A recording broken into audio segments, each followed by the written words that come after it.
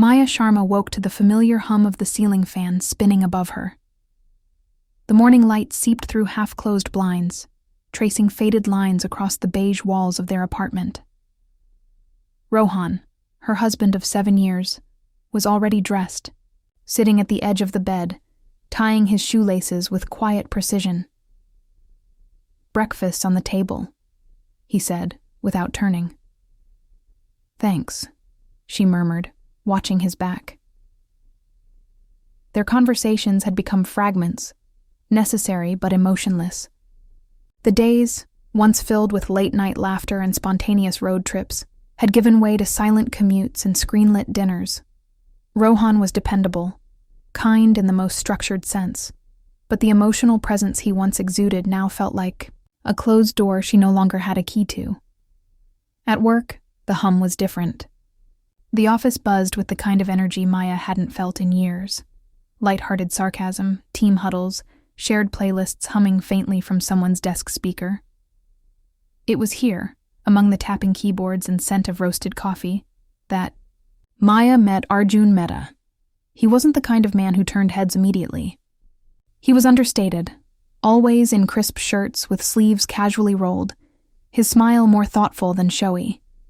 He worked in sales, 2 floors above her HR office, but found frequent excuses to visit. Their first real conversation happened at the printer, over a jammed tray and a sarcastic comment about outdated machines. "You'd think a company this big could afford a printer that doesn't eat paper for breakfast," he quipped. She chuckled, surprised by her own amusement. Maybe it's on a strict carb diet. That moment, small, seemingly inconsequential, was the beginning of something that neither of them named. In the weeks that followed, their encounters multiplied, sometimes deliberate, sometimes accidental. A shared elevator ride, a coffee. She didn't ask for but found on her desk with a sticky note, "Try this. No sugar, just like you said." A 5-minute conversation that stretched into 10, 15, until someone interrupted with real work. Arjun listened with an attentiveness Maya hadn't experienced in years. He asked about her ideas during a joint project, remembered her favorite. Author noticed when she changed the way she pinned her hair. Rohan never commented on her hair anymore, or her dress, or the small ways she tried to keep a spark alive at home. One Friday afternoon, while reviewing a performance file together in the conference room, Maya mentioned, almost absently, "Sometimes I feel like I live 2 lives. One at home, one here." Arjun didn't flinch. He closed the file gently, looked at her, not intrusively, but with a kind of quiet understanding that made her breath hitch. "Which one feels more like you?" She didn't answer. She didn't have to. By the time the office emptied out, and only the cleaners remained, Maya sat at her desk staring at her phone. Rohan had texted a reminder to pick up detergent. Nothing else. No, "How was your day?" or "Miss you." Just detergent. She stared at the message until the letters blurred. Arjun passed her on the way out, slowed, and said, "You should get some rest. You look heavy today." "Yeah," she said. "It's been a long week." He nodded, then hesitated. "You want to grab a coffee? Just as coworkers who've survived a brutal HR audit?" She considered it. For a moment, the idea seemed harmless. 2 colleagues winding down. But her heart beat faster. Not from guilt, from anticipation. "I shouldn't," she said finally, offering a polite smile. "Maybe another time." He didn't push, just smiled back with a quiet, "All right, take care, Maya," and left. As she gathered her things, her reflection caught in the darkened office window. She didn't recognize the look in her own eyes, half curiosity, half ache. That night, lying beside Rohan in the same bed they'd shared for years, Maya watched the ceiling and listened to his steady, sleeping breath. She wanted to reach for him, say something, anything, that would bridge the distance. But her hand stayed on her stomach, still and uncertain. And somewhere in the quiet, a seed took root, not of betrayal, yet, but of longing. A longing to be seen, to be heard, to feel again. The coffee invitation came again, this time on a Wednesday evening after a late meeting. Maya hesitated only briefly before nodding. The office had mostly emptied, and the streets outside were washed in the golden hush of sunset. They walked to a quiet cafe around the corner, a place with dim lights and the smell of cinnamon.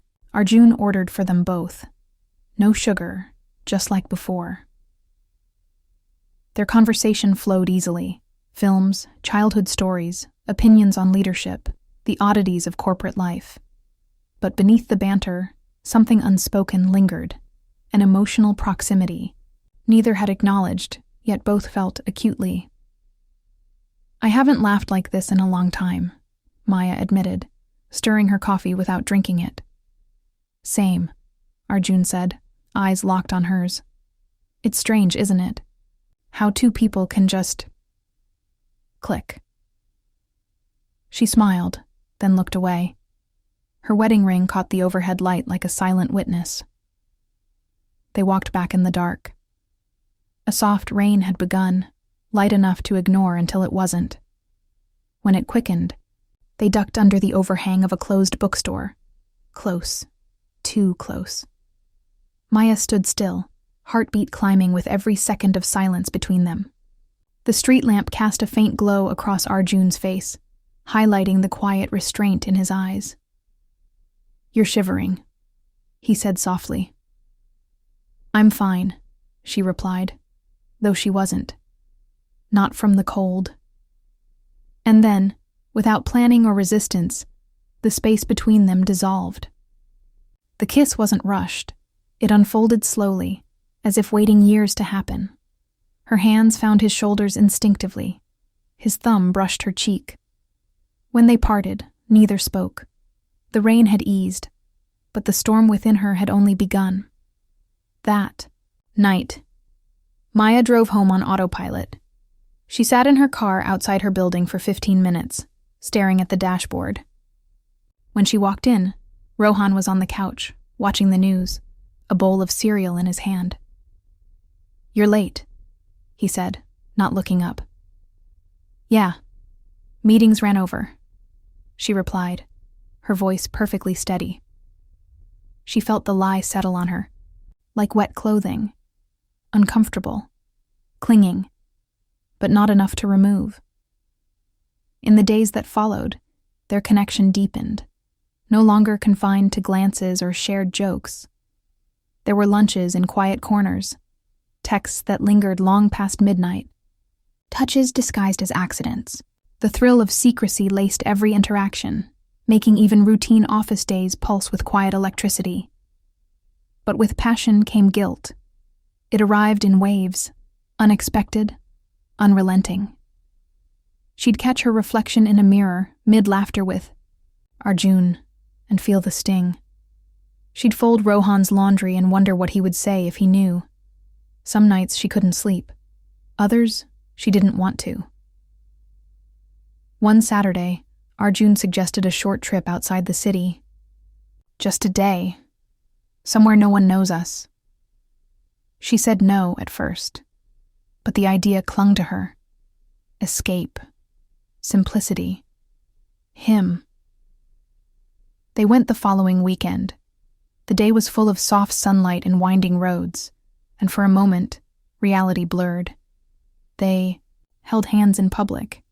They ate at a roadside dhaba, laughing over shared dal and jeera rice. Maya's phone buzzed once. Rohan's name on the screen. She turned it face down. In the hotel room, everything slowed. Arjun kissed her forehead before her lips, as though asking permission to be more than a fantasy. They undressed each other, gently, reverently, like this was something sacred, not scandalous. Afterwards, Maya lay beneath thin sheets, staring at the ceiling of a strange room, feeling more alive than she had in years, and more lost. Arjun turned to her. I meant it, that I've never felt this way before. She looked at him, her breath catching slightly.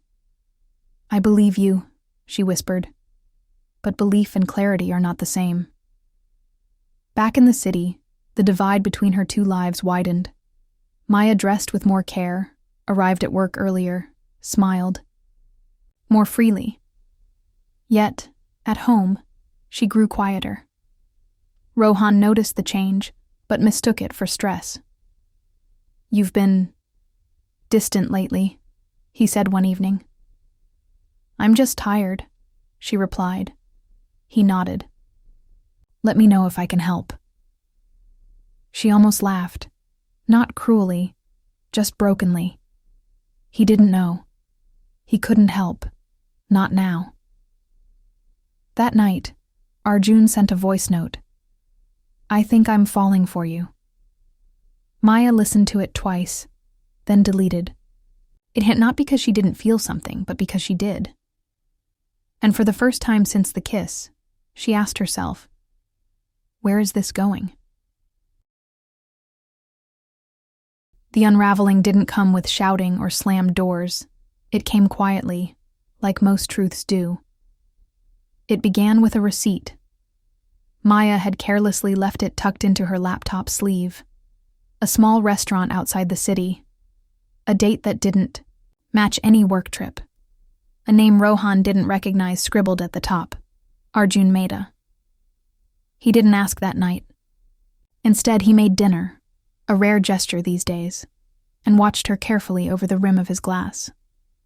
Maya noticed the way he studied her, as though trying to solve an equation that had suddenly changed variables. The next morning, he said, it plainly, who is Arjun? Maya froze mid-step, coffee spilling slightly from the mug in her hand. Her instinct was denial. But something in Rohan's voice, calm, quiet, defeated, made her stop. He's someone from work, she said. That's not what I asked. The silence that followed wasn't empty. It was full of things neither of them wanted to say aloud. She sat down, placed the mug carefully on the table. I didn't plan for it. I didn't wake up one day looking for something else. Did you fall in love with him? Maya looked away. I don't know. He nodded slowly. How long? Months. Rohan closed his eyes, as if bracing himself against an unseen impact. But when he spoke again, his voice didn't rise. I thought you were just pulling away because of stress. I didn't realize it was because you were already gone.